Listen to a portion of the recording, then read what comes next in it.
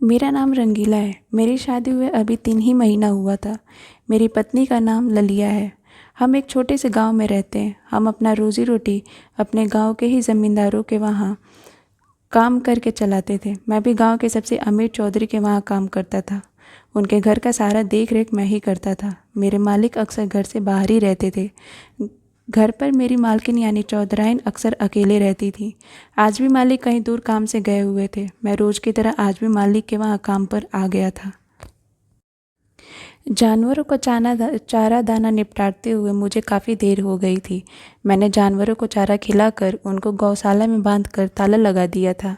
एक पल को तो मुझे बड़ा अच्छा लगा। मैं सोचने लगा कि अब रात अपनी है। अब मैं सुकून से पुआल के बिछावन में पुरानी रजाई ओढ़कर लेटूंगा तो मेरी बीवी ललिया की याद थोड़ी गर्मी दे जाएगी और मैं मीठी नींद सो जाऊंगा। मालिक बाहर थे तो मालकिन ने मुझे घर पर ही रोक लिया था। मुझे मेरी ललिया के गदराए बदन की याद आती थी, पर हर समय तो ललिया मेरी बाहों में हो नहीं सकती। चौधराइन ने मुझे बाहर की कोठरी की चाबी देते वक्त लकड़ी निकालने को कहा था और कहा था कि अगले दिन बेचेंगे। अच्छा यह रहा कि घर पर मालिक नहीं थे। चौधराइन ने दोपहर को पेट भर बढ़िया खाना दे दिया था मुझे। मैं भी दोनों वक्त का खाना एक ही बार में खा गया था। खाता ना तो क्या करता। ललिया खाना तो ठीक बनाती थी, पर बढ़िया कचौड़ी, रायता, दो दो सब्जियां और खीर उसे कहाँ बनानी आती थी। मालकिन ने 2 दिन पहले रत जगा किया था। मेरे लिए कई दिन खाने लायक खाना बचा था। मालिक किसी स्वामी को छोड़ने के लिए उनके आश्रम 300 किलोमीटर दूर अपनी गाड़ी में गए हुए थे। मालिक घर में होते तो चाहे कुछ भी बनता, मुझे तो सूखी रोटियां और बासी साग ही मिलता था। मैं अपने मन ही मन सोच रहा था कि अच्छा होता अगर मालिक 5-7 दिन बाहर ही रहते। मैंने दरवाजे की कुंडी खटखटाई। मालकिन ने दरवाज़ा खोला। मुझे लग रहा था कि मालकिन कुंडी खोलते वक्त गुनगुना रही थी। मालकिन ने उस समय टाइट ब्लाउज पहन रखा था। मैं कुछ सोचता सा खड़ा था कि सामने खड़ी मालकिन ने कहा, लाओ चाबी और हाँ कुछ लकड़ियाँ यहाँ भी डाल दो, बड़ी ठंड है, मैं भी जला लूँगी। हीटर से कहाँ काम चलता है। हमेशा स्वेटर शॉल वगैरह से लदी फदी मालकिन को उस समय इतने कम कपड़ों में देखने की बात मैं सपने में भी नहीं सोच सकता था। मालकिन जानबूझकर मेरे सामने इतने कम कपड़ों में आई थी। इन्हें इतने कपड़े पहनने के बाद भी ठंड क्यों नहीं लग रही है, मैं सोचने लगा। पर बेचारी बड़े साहूकार के फंदे में फंस गई या किसी और गर्मी की तलाश में है। मेरे मालिक मालकिन से ज़्यादा उम्र में बड़े थे। कहाँ मालकिन 25 साल की और कहाँ मालिक 40 साल के थे।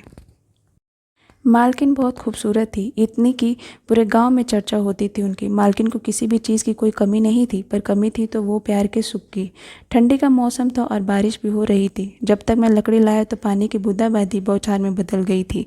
भीगने से बचने के लिए मुझे तकरीबन दौड़ना पड़ा। शुक्र था कि मालकिन किवाड़ खोली खड़ी थी बरामदे में। लकड़ियाँ रख कर मैंने चेहरा और नाक का पानी पोंछते हुए हाथ एक ओर झटका। तभी मालकिन ने मेरी ओर देखा तो हंस पड़ी। अरे तुम तो अच्छे खासे भीग गए, पानी में जो जाएगा वह भीगेगा ही ना, कहते हुए मैं कुड़सा गया। मैं सोचने लगा पैसे वालों को गरीबी का मजाक उड़ाने में शायद कुछ खास मज़ा आता है। वह तो ठीक है, लेकिन अब तुम रात कैसे काटोगे। मालकिन ने खूंटी पर टंगे पति के एक पुराने कुर्ते की ओर इशारा करके कहा, यह तो तुम्हारे बहुत ढीला होगा, पर पहन लो। और वह रही लूँगी। मुझे यह बात कुछ जची नहीं, पर ठिठुरने के बजाय यही ठीक रहेगा, यही सोचकर मैंने कुर्ता उतार लिया। उस समय मालकिन अंदर की ओर चली गई थी। लुंगी और ढीला ढाला कुर्ता पहनते हुए मुझे एक पल को लगा कि मालकिन मुझे देख रही हैं। मुझे उनका इस तरह घूरना अजीब लग रहा था। मैं सोचने लगा कि इन कपड़ों में तो मैं जोकर लग रहा हूँ। खैर कौन से इतनी रात में देखेगा। मैंने आवाज़ दी, किवाड़ बंद कर लीजिए, मैं जा रहा हूँ। मैंने बरामदे में लकड़ियाँ जला दी हैं, आप यहाँ बैठकर आग सेक सकती हैं। तभी खाने की थाली लिए आती मालकिन ने कहा, अजीब बात है, पानी बरस रहा है फिर भीगना है क्या। खाना खा लो, शायद तब तक पानी रुक जाए। घर में छाता भी नहीं है, चौधरी साहब छाते को अपने साथ लेकर गए हैं। मालकिन की बातें सुनकर मैं खिलखिला कर हंसते हुए बोला, यह तो मुँह मांगी मुराद थी मेरे लिए। मैं खाता जाता था और मालकिन की खूबसूरती की दिल ही दिल में तारीफ भी करता जा रहा था। तब तक बरामदे की लकड़ियाँ जलने लगी थी। मुझे भी गर्मी महसूस हो रही थी। मुझे लग रहा था कि यह वाकई बड़ी नेक औरत है। इन्हें बूढ़े चौधरी के पल्ले बांध कर कुदरत ने इनके साथ बड़ा मजाक किया है। अब तक औलाद का मुँह तक नहीं देखा बेचारी ने, जबकि ब्याह हुए 7-8 बरस गुजर गए हैं। मालिक ने इसलिए किसी पोंगापंथी स्वामी को बुलाकर बच्चे देने की मन्नत मांगी थी और भंडारा किया था। मैं यही सब सोचते हुए खाना खाकर हाथ मुंह धो चुका था, पर पानी रुकने का नाम ही नहीं ले रहा था। उल्टे बारिश तेज होती जा रही थी। आग के पास हाथ पैर सेक कर मैंने कहा, अब मैं चलूँगा मालकिन। इतनी रात को अकेली मालकिन के पास सूने घर में रुकने का मेरा मन था, पर जानता था कि पकड़ा गया तो मेरा घर बार सब जला दिया जाएगा, इसलिए मुझे वहाँ से जाने की उतावली हो रही थी। मालकिन ने नीचे से ऊपर तक मुझे गौर से देखते हुए कहा, बहुत अच्छे, पानी में भीग कर बीमार पड़ने का इरादा है क्या? ठीक है, जाओ, ज़रूर तो जाओ, तुम्हारे घर में दवा दारू के लिए भी बहुत लोग बैठे हैं। न जाऊँ तो करूँ भी क्या? यहाँ बैठने से तो रात कटनी नहीं, कोई देखेगा तो क्या कहेगा? अपने दिल की बात झिझक के साथ मैंने मालकिन से कह दी, यह घर छोटा है ना, यहाँ ओढ़ने बिछाने को कुछ नहीं है। अरे रंगीला, यह घर तो रहने वालों के लिए तरसता है, यहाँ कमी भी किस बात की है? दुनिया के कहने सुनने की चिंता है क्या? तुझे मैं वैसी लगती हूँ, सच कहना, मालकिन ने मुझसे कहा। तभी मैंने बोला, नहीं, आप तो बड़ी नेक और रहम दिल की हैं। मैं औरतों के मामले में आपकी मिसाल देता हूँ। आपका अंग अंग सफ़ेद है, छूने पे मखमली होगा, सुंदरता की खान चौधरी के बुढ़ापे का जब आपसे मेल करता हूँ तो मन करता है कि आपके कदमों पर माथा झुका दूँ। मालकिन, छोटी सी उम्र में मैंने भाई काफ़ी दुनिया देखी है। पहले मैं लुधियाना गया था, वहाँ मेरे बूढ़े लाला जी की जवान बीवी मेरे देखते ही देखते अपने यार के साथ भाग गई थी। लगता था जैसे मेरी बात बांध तोड़कर नदी की तरह बह निकली थी।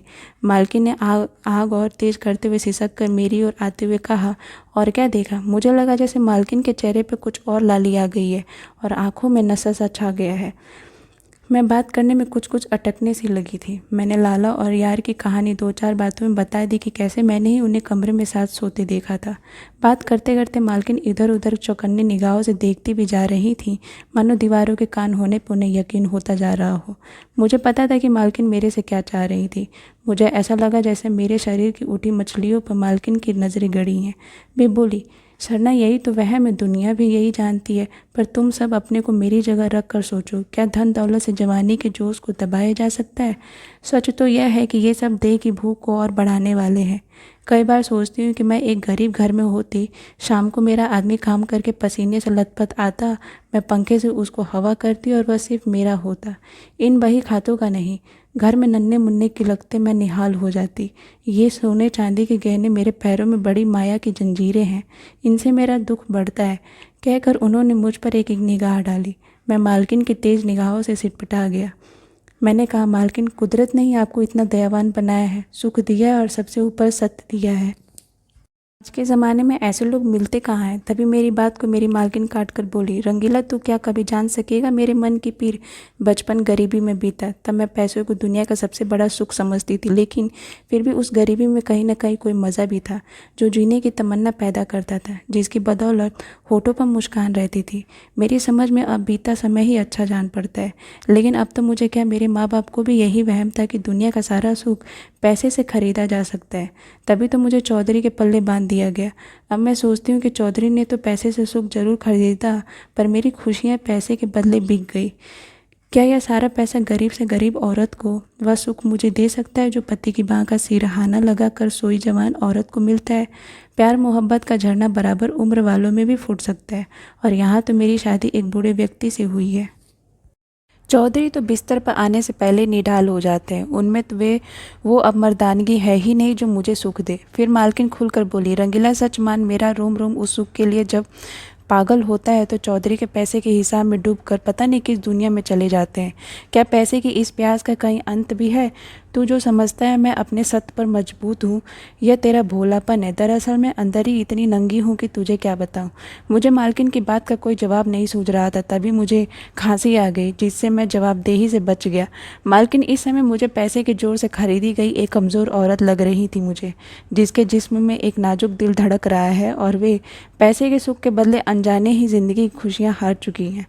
मालकिन की पूरी कोशिश थी कि मैं पैसों के लालच में आकर मालकिन के साथ रात बिताऊंगा। मुझे लगा कि मुझे ज़रूर मालकिन के काम आना चाहिए। मुझे चुप देखकर मालकिन बोली, तुझे मैं दूध धोई लगती हूँ? मेरे तन पर कोई शक नहीं कर सकता, पर दिल को तो मैं ही जानती हूँ।